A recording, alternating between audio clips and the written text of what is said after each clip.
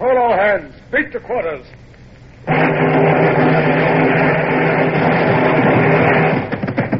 Run out the guns. Stand by the starboard battery. One broadside into it, if you please, Captain Bush. Pointers on target. Linstocks ready. Aye, sir. Ready. Fire!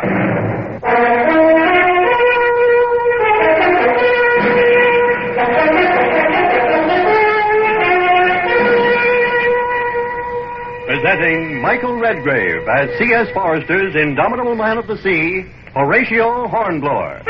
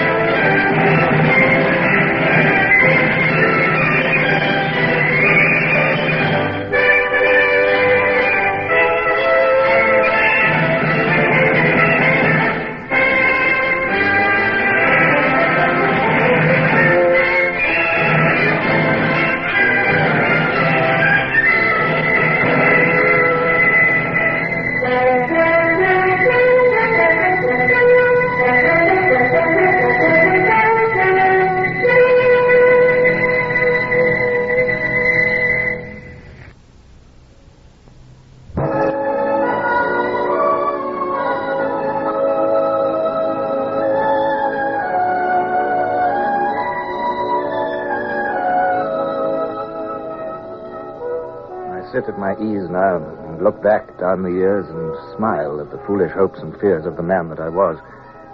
But my fears were well enough founded then. The Navy and the public were hard masters. And there was no gainsaying the fact that I had surrendered and lost my ship, the Sutherland, at Rosas. The odds had been overwhelming. I had fought to the last, and I was acting under the orders of Admiral Leighton, but I had struck my colors. And that was an act which my lords of the Admiralty at Whitehall would find it hard to forgive. I sat solitary in my small cabin on the Victory and listened grimly to the sounds as the captains and admirals who were to try me assembled. And still they come. Does it need the whole British Navy to try one captain? Try, like vultures flocking to a feast.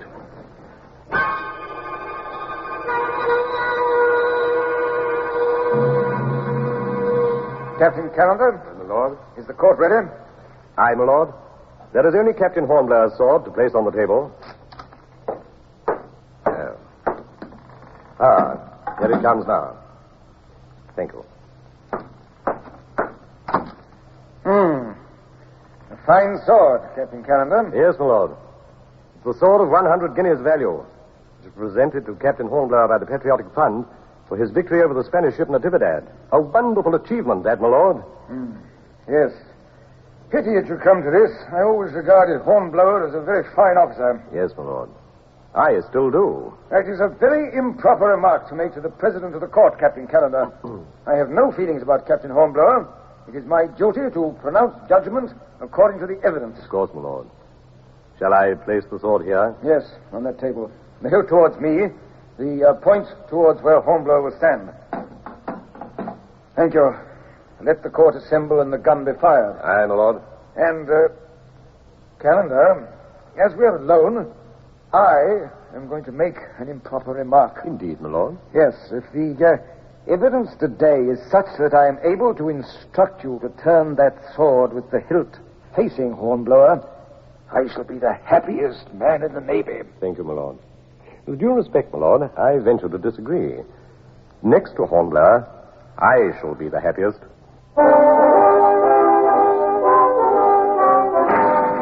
It's curious that despite the fact that the next hour or two were among the most important of my life, I can recall very little detail. A few impressions remain vivid. The glitter of gold lace on the coats of the semicircle of officers in the great cabin of the Victory, the endless formalities of the preliminaries, the face of the Admiralty officer who had been sent to conduct my defense, my sword lying forlornly on the table with its point winking at me with a cold glint. As witness followed witness, I found myself wishing that I'd suffered death in the battle rather than face this weary sifting of pointless information. One moment, please, Captain Bush. Now, on this matter of judgment, where was your place during the battle? On the quarterdeck, beside the captain, sir, to receive his orders. So that everything that was visible to him was apparent to you also? Yes, sir. I see. Now, you have told us in your evidence that you were wounded, and that despite your desire to remain on deck, the captain had you carried below for your own safety. That's right, sir. He only thinks of others, sir. Quite. Now, will you describe to us briefly the general position at the time you were taken below? Well, sir, we'd already crippled 2 French ships, and we were then engaging the other 2, and giving them hell, too. Had you suffered much damage and casualties? We were a wreck, sir. Mizzen topmast shot away, fore and mainmast down about our ears.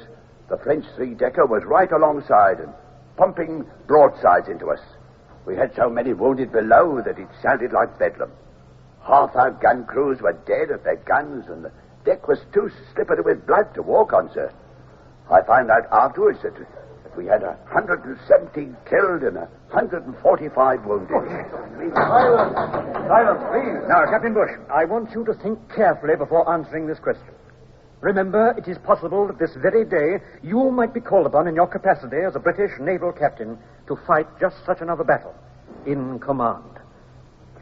If you were called upon to fight such a battle, and if you found your ship and crew in the condition you have described, would you surrender to the enemy?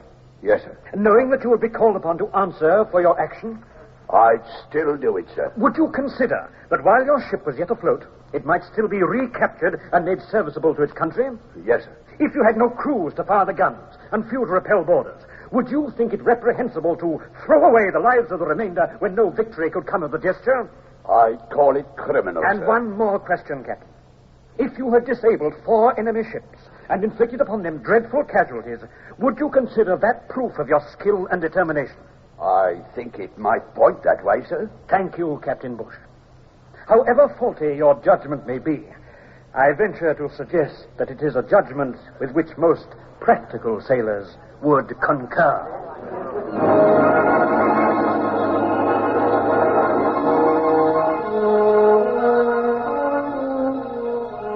Bush sat down, beaming like a hurricane lamp. The prosecuting and defending officers grinned at each other across the court, and the next witness was called.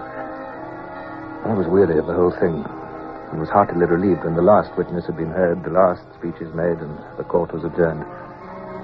Back in my cabin, I found an elegant civilian dressed in buff and blue with a neat silk cravat. His face seemed vaguely familiar. Calendar introduced him. I'll come for you again when the court's reached its decision. In the meantime, may I present Mr. Hookenfear of His Majesty's government? When I heard his name, I remembered why his face seemed familiar. I'd seen it caricatured many times. He was the famous wit who wrote in the Anti-Gallican and was deep in the secrets of the cabinet. He bowed elegantly, almost effeminately, and begged leave to ask me some questions. But truth to tell, I hardly paid any attention to him now that I was out of the court. I burned to be back there, to get it over and to hear the worst. It seemed an age before Calendar returned. What were your impressions of conditions in France, sir? Oh, that's a long story, sir. In the first place, Will you excuse me, Mr. Fear? Most certainly, sir. The court is assembled, Captain Hornblower. Thank you. I'll come immediately. Is the executioner present, or do they have to send to London for him? Oh, that's not fair, Hornblower. You know I'm not permitted to discuss this case with you. No, I'm sorry. It was unforgivable of me. I'm a little, well, not quite myself. Well, here we are. You won't have to wait much longer. My heart was beating hard as I went in, and I knew that I was pale. I jerked my head erect to meet the eyes of the judges in their blue and gold. But somehow all seemed lost in a vague mist. Only one thing was plain. A table in a small cleared space before the president, where my sword lay. I saw nothing of the cabin, nothing of the judges. My eyes saw only my sword and the message it would give me.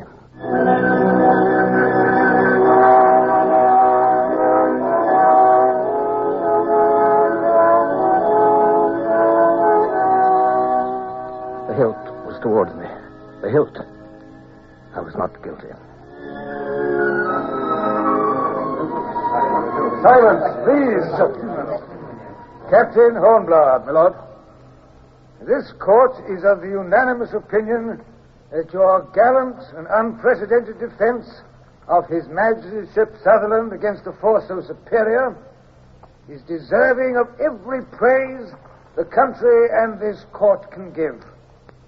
Your conduct, together with that of the officers and men under your command, reflects not only the highest honor on you, but on the country at large. You are therefore most honorably acquitted.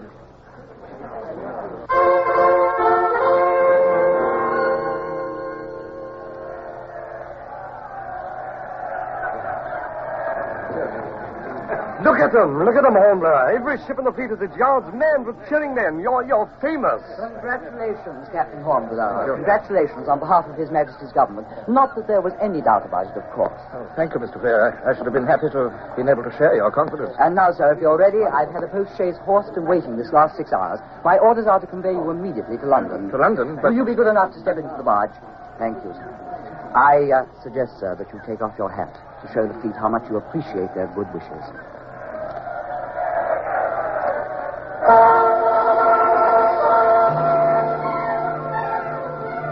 Hat under your arm, please. This way. Captain Horatio Hornblower, Mr. Hooken-Freer. Ah, Hornblower, welcome home. Come and be presented. Your Royal Highness, this is Captain Hornblower. Evening, Captain. Everyone's been talking about you, Captain. Yes, and so they ought to, damn Captain, so they ought to. Damn smart bit of work. Good as I could have done myself. Here, Cunningham, make the presentation. Yes. It was all a dream, surely. I felt the accolade and heard the formal words which dubbed me knight. Rise, Sir Horatio Hornblower.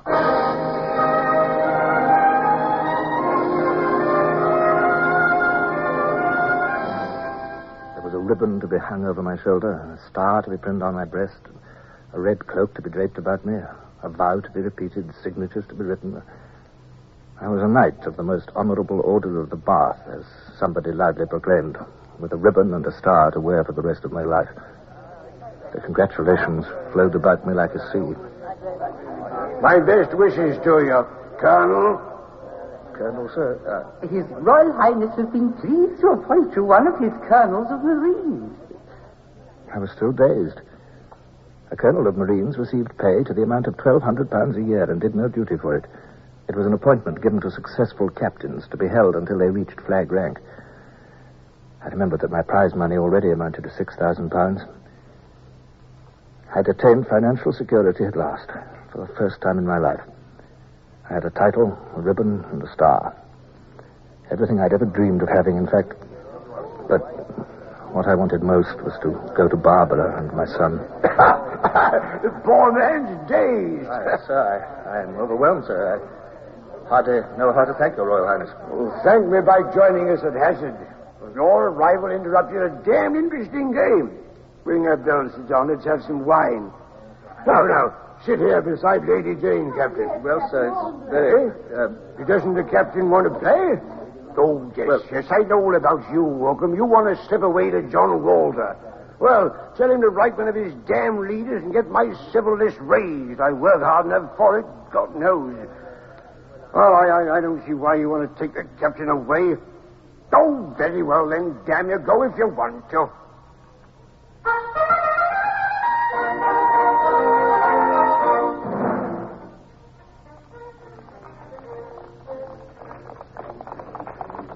I didn't imagine you cared to play hazard. I know I wouldn't. Not if the prince were using his own dice.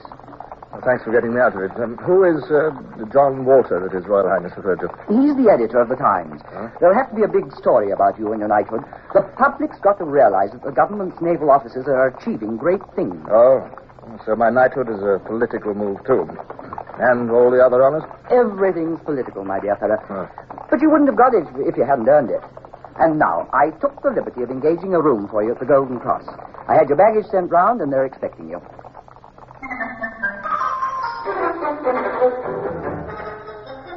They were. Host and chambermaid and boots all fluttered and bowed and almost prostrated themselves. It was yes, Sir Horatio, and no, Sir Horatio, until I could have knocked their heads off. They made a procession of lighting me up to bed and then fussed round me interminably when all I wanted was a little peace. But I was left alone at last to plunge into bed and spend a sleepless night going over again all the details of that amazing day and wondering what the morrow held in store.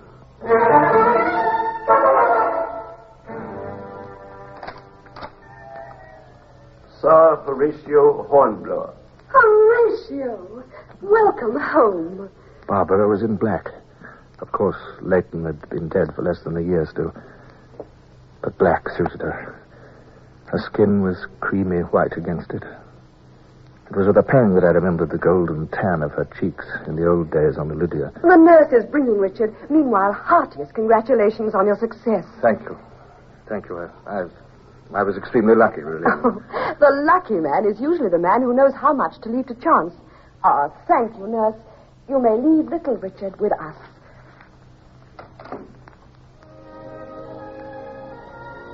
And this was my son. This little bundle with the brown eyes looking up at me. This tiny light thing that I held in my arms. I was no sentimentalist, yet there was something in my eyes that made it difficult for me to see clearly. I felt a warm rush of affection for the poor, helpless baby that I held. I looked up at Barbara, and it seemed to me that her eyes, too, were not quite dry, but she was smiling. You have so much now, Horatio. Wealth, position, a future, and a son. It's only the latter that I really prize, Barbara.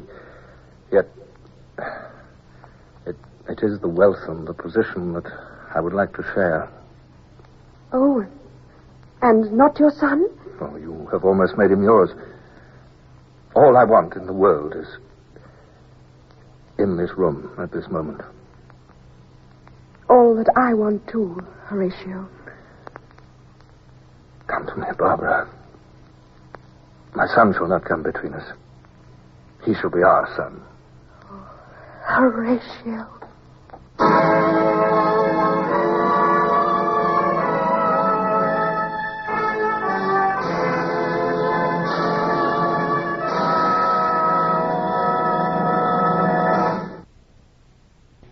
Horatio Hornblower, starring Michael Redgrave, is based on the novels by C.S. Forrester. Music composed and conducted by Sidney Torch. Produced by Harry Allen Towers.